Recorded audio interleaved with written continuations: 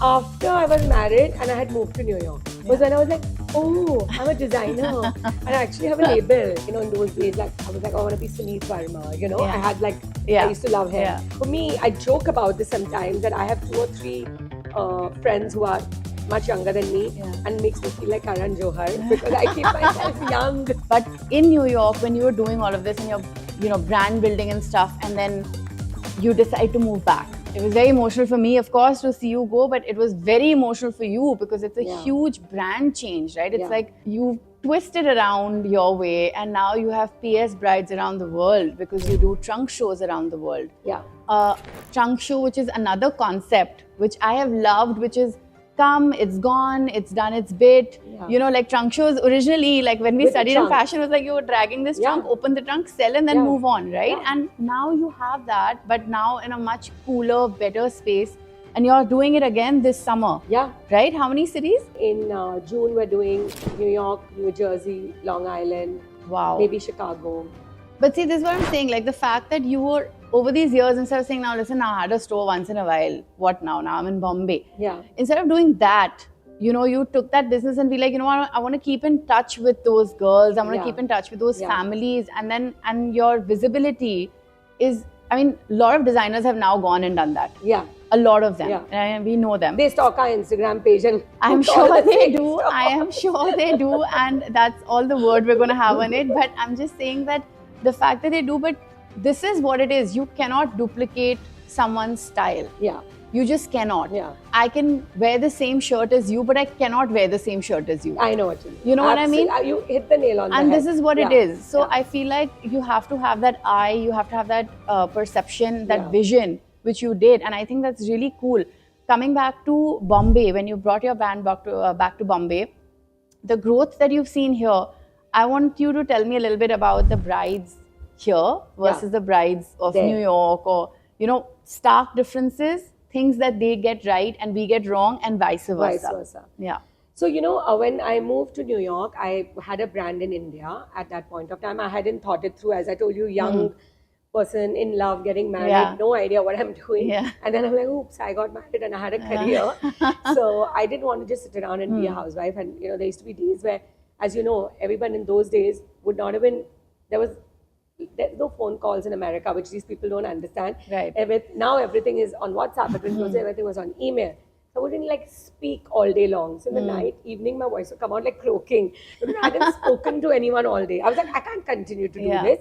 So we decided to open our store. We were the first Indian designer to have a store in Gramercy Park. Amazing. It was a tiny little store. That's I remember it all too well. And the best times of our lives, I would say. I mean, if I go back in my life and someone asked me, was the best time in your life and for you as a career or in fashion working, I loved working in New York with my New York girls. You, Karima, Salima, was amazing. While I was there, I realized that the Indian community or the South Asian community in New York and all over America was extremely backdated. Like, they had no idea what's happening trending in Indian fashion. And mind you, we're talking about 21 years back, right? So it was like a time where people didn't understand why there were a kurta short. Why is the kurta so short and why are there capri pants underneath it? They're like salwar kidhar hai, churidar kidhar hai, you know, and we were literally educating people about that. You were part of that. I was part of it. Of course, we started to do trunk shows because I remember seeing Michael Kors some interview somewhere saying that, you know, he used to go to the Upper East Side with his trunk and sell to all these, you know, Upper East Side, Park Avenue women. And that's how he started his business. And then he got recognized. So I was like, you know what? I don't have a marketing budget. And honestly, the idea of a pop-up or a trunk show came from the fact that we had no money for marketing. And that's why I teach so many young kids who start their brands that learn how to think out of the box to create opportunities without any money being spent. So another organic idea then, right? Because it came out of... a lot of the things I've done in my career have come from necessity. The need, The need, and not having any great funding and not being backed by any by any LVMH or any sugar daddy types. You know, like, you know, everyone thinks, oh, your dad put in the money. No, he didn't. He was just in garment manufacturing. I still had to do my own thing. So anyway, coming back to that, so I built it there while I was there for 6 years. Just because I didn't want to waste my time doing nothing, you know, and just having a business back home. And like you said, we started to build a PS Girls community. I saw those girls come to me for engagement outfits, then their weddings, then their babies' first birthdays, bridesmaids, bridal my showers. Gosh, yes. What is that? God bharais. Yeah. And now I am doing some of their 25-year anniversary Oh my God, no way. To their children's graduation outfits. I've even done someone's child's wedding. Means my customers' kids' wedding. Wow, that's special. I mean, they have families who have stayed with us for that, and some of it has to do with product, and some of it has to do with their relationship with us. Of course. And also, I think what we really do well, and I know I hate to tom-tom about my brand, but I love talking about our service because that's not just me, it's my whole company. I think we really respect our customers, we really love our customers. We make sure like it's beyond the garment. As you know, we have relationships. So many times I've seen other designers ask like, how come so many people show up for Payal Singhal?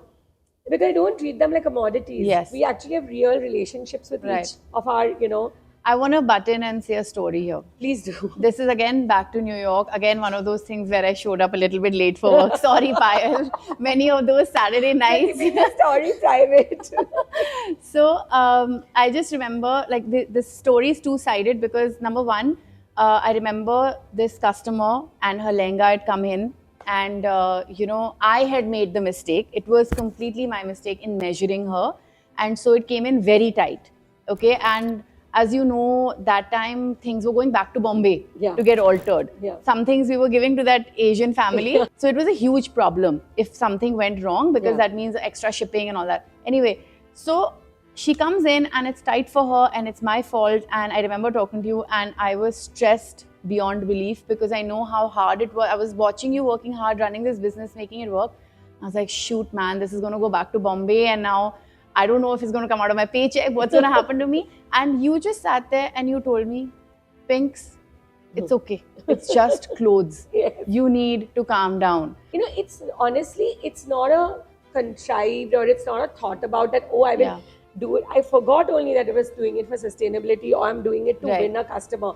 It's who I am and what I believe in. The brand is also wired like that, like how you're thinking. Yeah, it's okay to do that. 500 rupee, like whatever was our minimum, like 700 rupee pocket square order to a 5-10 lakh rupee lehenga order has the equal importance in our office. And coming back to what you were talking about, and I was like thinking I have to clarify this because I know a lot of my girls will watch this episode, is that, I never get angry or never get upset with anybody for a mistake. Now, I want to explain this why. But if, for example, you are not doing your job or you're not, and I'm repeatedly explaining something to you, and you're purposely or just because you're not interested or just because you're distracted, not paying attention to that. So like, for example, dumb thing, the label has to be straight on a garment. Okay, now I'm just giving a dumb example. But every time you come to me, the label is upside down, I will lose it. You know what I mean? So this rosy picture you have painted of me of being like... I have never faced it and I don't want to face it. No, that's the thing. The magnanimous thing is, I've also told my girls that I've had girls make a purple lehenga in brown. Okay? And bridal lehenga. Okay? And I'm still stuck with it. And that my merchandiser knows who she is. Okay?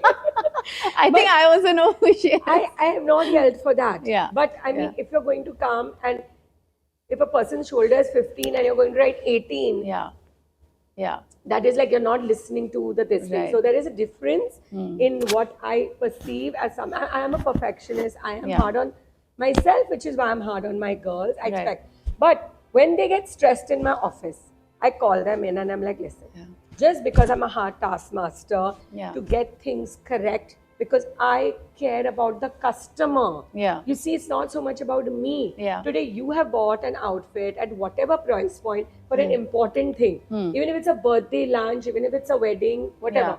And you are, as a merchandiser, are not giving that importance. That's what's upsetting me. Correct. But if you're going to get nervous and shake in front of me and the client, please remember, we are not saving lives. It's okay. It's an outfit. It's an outfit. That's exactly what you told me. Exactly. And you had saved me that day because I was sweating bullets, thinking like, oh my God, it's going to go to Bombay. But this is. So but I'm just saying that helped. And I think you were just being you. Yeah. And I didn't realize that I needed somebody to tell me that, because I was treating that lehenga as if like, I don't know, it's God sent and she will not survive without it. Which was, I think a lot of these conversations we're having about the culture that happened in Payal Single brand was very organic. Like again, who I was as a person, I didn't know. Right, I'm unlearning a lot of things today, trying to just become, because the problem I'm facing right now is that as we grow and as we expand, processes are very important. Yeah. And process setting is important. So some of my processes don't work. Because being very, very instinctive and just thinking of things from that point of view sometimes doesn't help you to grow as a brand. And process, brands can only expand or become bigger with process. Please understand, you cannot expand unless you have process. So that has been definitely a journey for me today, because everything was very like from the heart. And we will still, those core values are going to continue. Of course, they'll have to stay. The customer is going to be number one for me always. The customer service is super important. Creating unique, original product, I need to mention this word with emphasis, is very important to me. And all that. But yeah, processes have to be put in to expand in an efficient manner. What I want to move towards is, again, the brides, Indian brides versus the American brides. We were there last when I really wanted to ask you about what is the main differences between that, because, this podcast, apart from taking deep dives into where you're coming from and how you create your creations is very important. I love that, because I feel like when I know the backstory, it becomes that much more interesting. So again, with you have a whole host of brides, right? Like in the States, in Europe, and in Bombay, and in India. So what are the things that they do differently, we do differently, they get it right, we get it wrong? Like, can we get some of that? So right now, actually I was trying to say that, but I think we went... we deviated everywhere. Is that initially there was a lot of difference. There was a lot of disparity. What they were getting right in those days was that, the photo shoots and creating that clean kind of, like kind of stylized wedding. And the weddings were always smaller and more intimate, as we know. Correct. Anyone who knows South Asians, and especially non-Indians, 100, 200 people wedding is considered a big wedding. Big wedding, correct. Right? So that was the size of weddings I was working on, maybe max 400-500. So that they would get the aesthetic very nice, and they would and they would have like all the processes. Like so it was organized, you're saying? They were very organized. And they would have their, like they would have a rehearsal. Even if there was an Indian wedding, they would have the rehearsal dinner, and they'd have the bridesmaids and all that. So that was great. But taste and aesthetic was like, I needed to die. Okay. Oh my God, was it really that bad? It was really? Scary, and it was scary because like they didn't believe me. Like it was like I was a single soldier, dude. Like marching on band saying don't wear that, don't wear that. I'm single soldier fighting for Indian fashion, because like without naming brands, but I don't like to, but departmental stores of India were considered designers there. Like they're going to a departmental store buying $100-$200 outfit thinking it's designer, because they did, like if you walk down in those days Edison or Jackson Heights, like the clothes looked I know like, some of the stores there. They looked more backward than say some like village stores in India. Right. Okay, like they were not looking like your Ogans and Ensembles at all. I remembered exclusively.in when I said, listen, I want to see the bestsellers, and when I saw the bestsellers, I nearly fainted. Exactly. I said, how? Exactly. But I know what you mean. So their taste was one thing. It's been a journey, and this is a 21-year journey, and we still see like, like people like Diet Sabya and all do like NRI Gate. I don't know if you knew that when that happened. Like, why are the NRI so badly dressed? It's we're still not there, by the way. Today there's information, knowledge and access to the South Asian community all over the world to the best of Indian design, right? But still, taste is something which is your own. That cannot be, that's not about access. Yeah, you can't do anything about that. That is something you have. So we have the well-dressed NRIs and the South Asians abroad doing the cooler fashion, but we also have the others who have access, but now they're going to pick what they like. Right? Okay. And then what about our Indian side of the... So in India, of course, we had the best fashion and the best this thing, but they are not understanding how to do the photo shoots. They are not having, they didn't know how to, it was like, like suddenly in the wedding picture, there's like multicolor photographs But happening. now today, I think they're really. But that's, I'm talking about then. As in, then the disparity Then, was okay, huge. okay. You were like, what were they getting right? What were we Yeah, getting yeah, right? yeah. So here, everyone had great clothes. So Yeah. they were all mismatched. So you're saying so you're saying that time there was so much disparity, but today it's fairly. It's Today, all the same. yeah. You can't tell whether No, that's a you Miami can't wedding tell or a. Today, I would yeah. say, like, in India, because when I was getting married, I was struggling with some, like, a decor person. Yeah. I had Gurleen, who was the best. She and Twinkle had a Yeah. design firm in those days. Yeah. Gurleen did my wedding decor. I had to really beg her to do mine because I was too small a wedding for her. Yeah. But in the US, everyone had a fantastic, like, their decor used to be amazing. Used to be very good. I'm just talking about the clothes. Yeah. The clothes used to be terrible. The clothes used to be amazing. Yeah. But those weddings looked better. These weddings looked really like mismatched, Right. disorganized. Now today we are at an equal playing field. Yeah. Today we have the best wedding decorators, best wedding photographers, the best services Everything. possible. Now we're having people coming from abroad to India To to India get to- married yeah, of course. because they're getting access to all that at a better price. Absolutely. So today I would say there's not much of a disparity. I think the little bit, which is, and honestly, that's going to continue for Yeah, of eons course. now, is like taste. Now, if you have a certain taste, that's going to reflect in your wedding, vice Right. versa, and that happens in India too. Yeah. The biggest of weddings don't look great because Yeah. like the person is choosing Yeah. what they're choosing. Right. But I don't think today there's any difference in terms of the spending power, the access, the vendors, the quality of anything. None of that. Yeah, Today yeah, the I only agree. difference is taste, but that is anywhere in the world. That is anyways. And I think that is also now no longer valid because there are no rules. There are no rules. Right? Absolutely. So like if I decide to have a small wedding and I Yeah. want to go crazy and I Yeah. want to have a Frida Kahlo wedding, Yeah. You go can for do it. that. Right? Yeah. I can do Yeah. that without having so much judgy eyes as I would have back then. And Yeah, now actually, it's a lot to do with COVID. Yeah, Because true. I saw a huge shift in wedding industry post-COVID. Yeah. In India, telling somebody you had a 200 people wedding, Yeah. they would think that you were really, really from an impoverished boy background. Okay, back in the day. Back in but the day. now, extremely affluent people have very intimate 200 Yeah. people weddings Yeah. because that's just post-COVID I like that life. trend. Yeah, I like that I love trend. that trend. Yeah, and I like that actually trend. it's so much more fun for the couple fun. and the family. Everything can be curated and Yeah. controlled aesthetically. Yeah, absolutely. And they spend the same amount of money, by the Yeah. way, but Yeah. they're just spending it on fewer people. Yeah. So as a wedding guest, it's amazing. I think it's like from the yeah. gifting to the experiences to the kind of food and Yeah. entertainment you can curate Yeah. for your closest 200 people. Yeah. It's amazing. So I feel like COVID did change that for people, in this side of the world. That we are now don't think 200 people weddings to be like small weddings. We just think of it being a more intimate A wedding. more intimate wedding.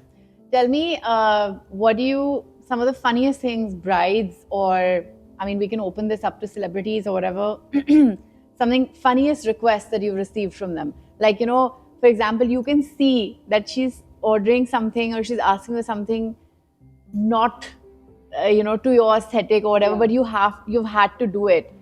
Do you have any of those stories in your files where you feel like, oh God, I remember doing that and it was just nuts?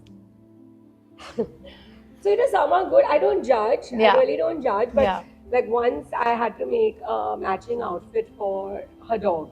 Okay. Okay. So, Okay, that's cute. That's cute. That's the thing, I considered don't cute. judge Yeah. Because it's like, but it was, I never made a dog's outfit before. So. Oh my God, business idea. Yeah, Fire. so Absolutely. matching- Listen, Because I think that'll be doggy great. was her best friend. or must be the ring bearer. Or the ring bearer or Something, something. yeah, So yeah. whatever her lehenga was, we had to make a soft version of it for her. And I think, if I'm not mistaken, I'm trying to think that she sent us a sample outfit. Because I'm like, Okay, yeah. I was like, I'll do it. You need, Yeah. you need a my simple, and your sample and your pattern maker must have been like, Ye kya hai? So I've done that. That's cool. I had one lady for her. I think it was Navjot, because it's a very big thing in Parsis. Yeah. Had designed a custom-made, very heavy sari for her, and she insisted I sign it. And I Oh. kept telling her that in embroidery. with my pen. Oh, with your pen. Yeah, and I kept saying, let me put a tag or let me do it on my label. Yeah. I didn't want to ruin her fabric. Yeah. But she insisted that I sign it on that Georgette part, okay, with the Oh my gosh. with a permanent marker. So that was one funny request. Did it bleed? Like, did it not? You No, know, it so we forms used a a thin permanent marker, and I Oh, did it. But I was like very wow. worried what would happen in dry cleaning and all. Yeah. But she was adamant. Okay. And I said okay. That's a new one. Yeah. Then I had, which was a very lovely one, I must say. So Alana Pandey Yeah. was, I think Ivor is Italian. I'm not sure, but they Yeah. had some love story in Italy. Yeah. So she had come to me and she loved one of my embroideries.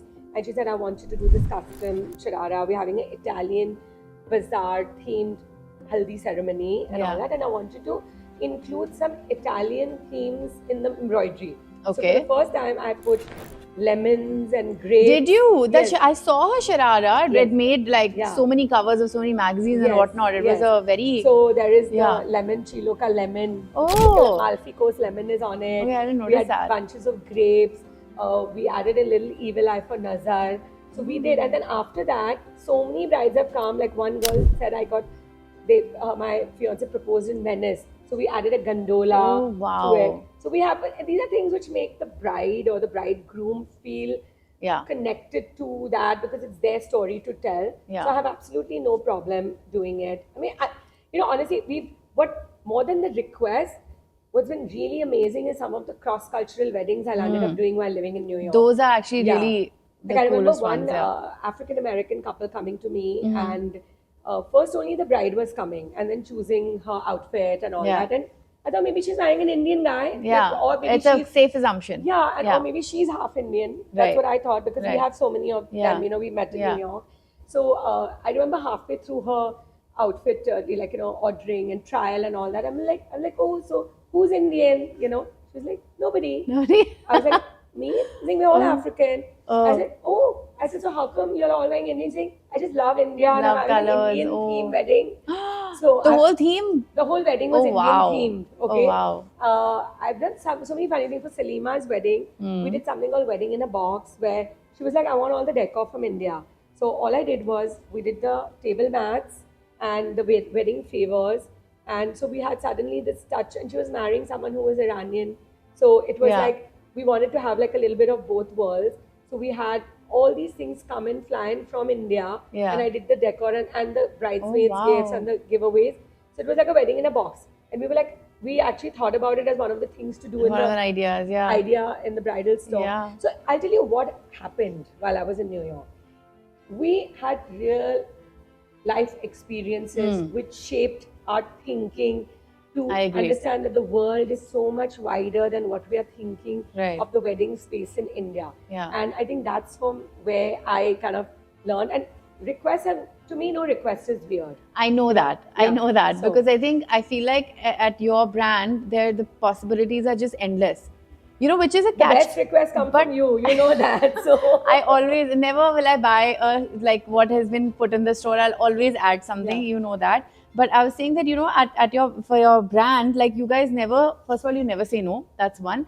But the possibilities are endless, which is a catch-22. That's what I was going to say. Yeah. Is that, you can put any print, any embroidery, any color, any style, all of it together, Yeah. and it will look good. Yeah. But at the same time, somebody who doesn't know yeah, what they want, it's confusing. it's like Yeah, for them. you're stepping into that cave Yeah. where you Yeah. just don't know whether light is going to show because they are like, oh my god, I love this and Yeah. I like that, but then I have to see a swatch. Yeah. And you face all of that all the time, I'm sure, right? Yeah, Like, so I tell you again, now this Yeah. conversation is very interesting to have at this point in my career. Yeah.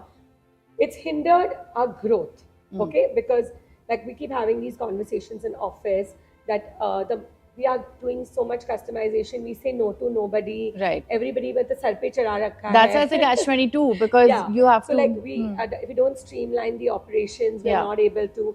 So I mean, as much as I do understand that, I think what I'm leaning towards is to have like two divisions then. So okay, you have that division which doesn't customize. So Yeah. maybe in certain brands, certain sub brands and Yeah. certain lines we don't, but where we have a lab or a design house under Yeah. it. So this is a work in progress because we are facing this, Yeah. where this is a like hub you come to, or this atelier you come to, and everything is possible. Right. So I can't take away the core DNA of my brand. Yeah. Which means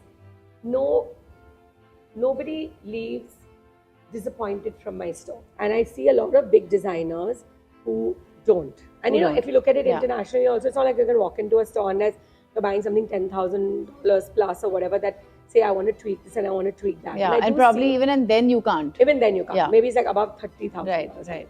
So, and I do see that trend changing in India. You are going to get more ready to wear in the designer segment. Okay. Because initially it was very easy, and that the smaller brands will always be able to do it, and the bigger brands will not. But for me, because it was the core of my business, because the thought process where that came from was, I don't want anyone to feel alienated in my store. How I used to probably feel when I was young and I walked into like Saks or whatever. I didn't want anyone to feel like that in my store. I wanted to be very like inclusive. That's why you remember the Gramercy Park store. Yes. We had a corner where we would just sit and chat. Yeah. Like, no forcing the customer to shop came from that. Yeah. People used to just come to our store to hang out. And to hang out, right. So we will continue to do that, I feel, because I maybe have an atelier kind of a format of a business where that's where you come and you get to do your customization and this and that. Right. And then the main brand can be like, okay, this is ready to wear. We just customize in terms of size or color.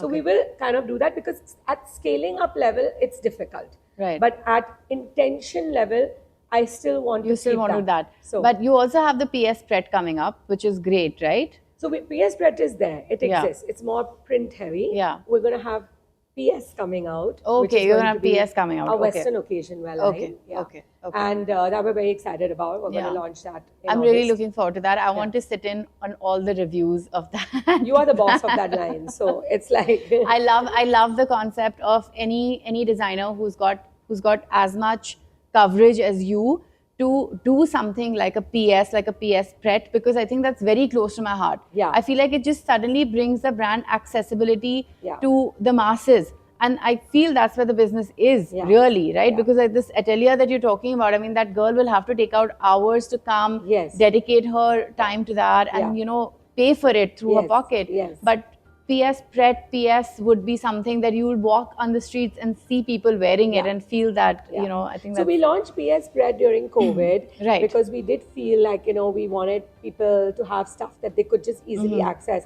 But PS is coming from a space where I think for the last 10 to 15 years, I've had every buyer, every friend and every merchandiser tell me, asking you that question, that no, can you design what you are wearing? Right. Because whatever I would design for myself, in the office, I would probably not put it out on the runway or whatever. I don't know. It was just such a weird mental block. Again, it's another organic tangent. Yeah. See, that's what it is, because people want to wear what you're wearing, and then you're like, this? You want to wear this? Really? I want to sell that. Why do you want to wear this? Because I was dumbing it down for myself and my body type, right? And I realized more people are probably in my side of the body type than in the ideal model. No, I don't think this has got to do anything with the body, actually. I think it's got to do with your brand. I think it's the fact that you're creating unconsciously cool clothes. And people just want, listen, how many times will you wear Zara? Tell me. Do you know what I mean? How many times will you go to Mango? So you have brands like for example, like a Madison stepping in, and then you suddenly have these cool clothes that are not mass produced. So with PS and PS Pret, I get that feeling that, okay, you know, even though it's a printed top and it's, you know, something I'm wearing casually, but at least I don't see 20 people wearing it. While we want the 20 people to wear it, I'm just saying it's like, it's you know, more. I love Indian designers, Western clothes. Yes. And I'm a big, like, I love, and they also know it because they're also kind of friends, but there's Sid Teitler, Dhruv Kapoor, Kanika. I wear stuff from, I'm just trying to think, I'm blanking out now, but these three, I make them customize my clothes. With Dhruv, I requested his company to kind of, he used to do straight pants to add a little, elastic at the bottom. Kanika has made for me twin sets, means I lived in them through COVID.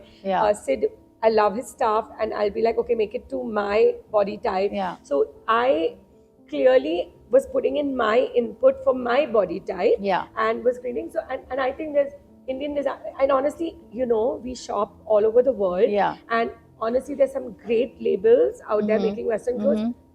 Not a patch on the innovation our Indian designers are doing in Western clothing. You know, forget Indian. We have great arts, great crafts, great textile. But what we're doing in the Western wear space is just incredible. It's incredible. You know? So I definitely, want to do that, and I want to launch that.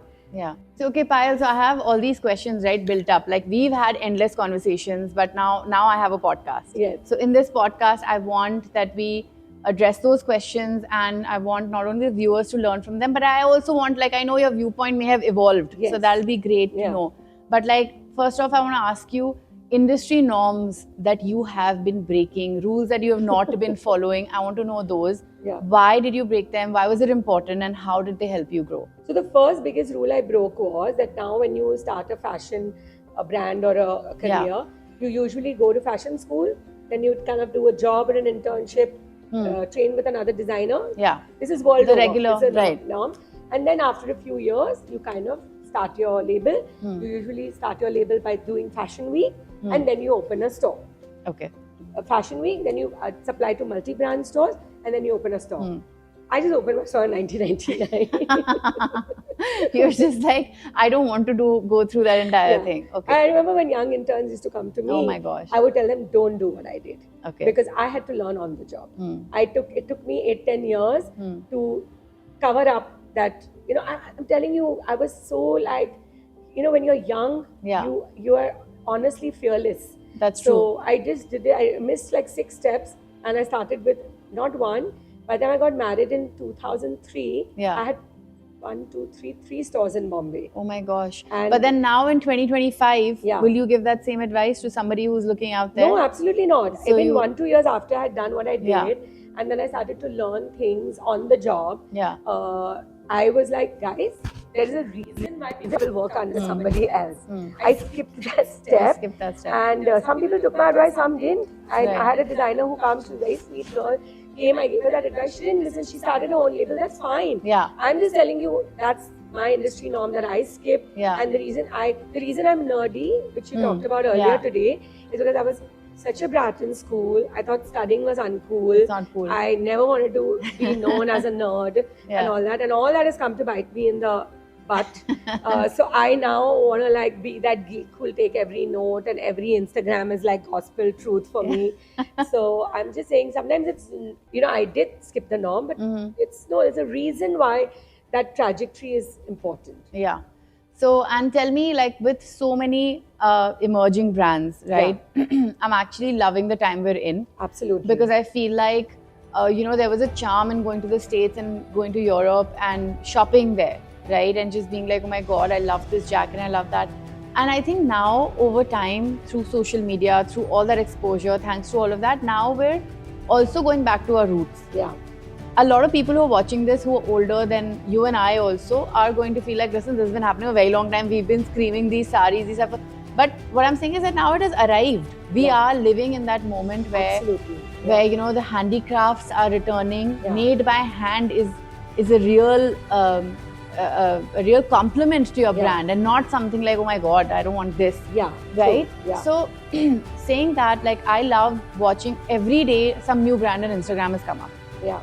It's very hard to keep up, but still love it. So I know you're a shopaholic. You're an impulsive, compulsive shopper. So I want to know, what are your last 3 Instagram brands that you have shopped without doing any kind of Reiki, any research? You've seen it and you bought it.